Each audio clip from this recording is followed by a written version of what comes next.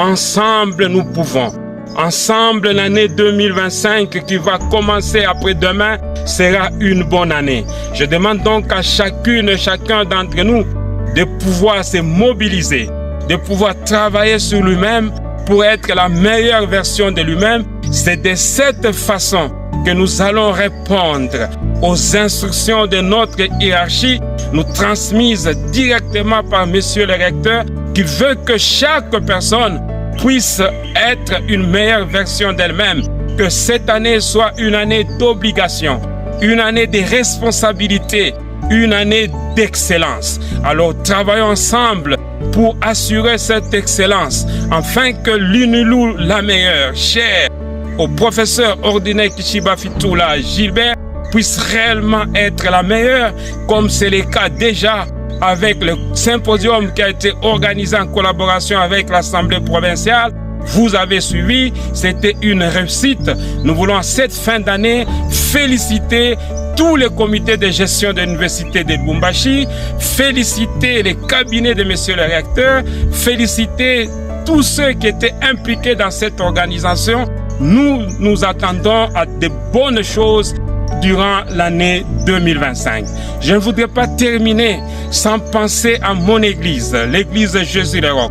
Je vais formuler le même vœu, le vœu de réussite, le vœu de bonheur, le vœu d'excellence et surtout l'attente de la venue de notre Seigneur Jésus-Christ pour que ce que nous avons sur cette terre ne puisse pas nous amener à abandonner l'espérance que nous avons, c'est l'espérance de la vie éternelle. Ensemble, restons soudés au niveau de l'Église, derrière le patriarche, le révérend pasteur Kaboulochar, en ayant la vision du ciel pour que nous puissions travailler comme Jésus-Christ nous a recommandé, d'être la lumière du monde et le sel de la terre, afin d'amener plusieurs nations, plusieurs tribus à notre Seigneur Jésus-Christ, et qu'ensemble nous puissions avoir la vision céleste, celle qui consiste en fait à l'obtention de la vie éternelle pour laquelle nous devons travailler jour et nuit pour mériter cela.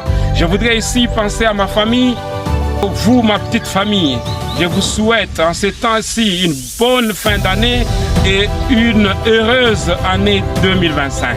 Je voudrais donc qu'ensemble, nous puissions célébrer les beaux moments passés en 2024 et entrevoir encore des moments radieux en 2025.